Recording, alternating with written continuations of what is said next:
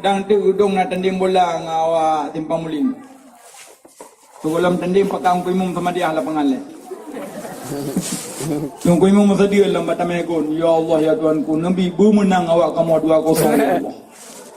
Udam noa kau main bola apa pun mati nan. Pan mati main bola. Yang pertama mati main bola, so lu buntung. Maka hana awak main bola so ya krong. Alah, ida tak bola sa iPod ya krong yan. Yang kedua, maksiat main bola tipak nikmat. Lambohlah kena angin. Angin nikmat, berarti tak tipak-tipak nikmat biar ada sah. Kecuali tajak ke dia kuda, tajak perut bersoda siapa. Tipak je weh, yang apa? Maka you main bola yang bubu mati. Jadi roh tak bantu peng kawal bola lebih berbahaya.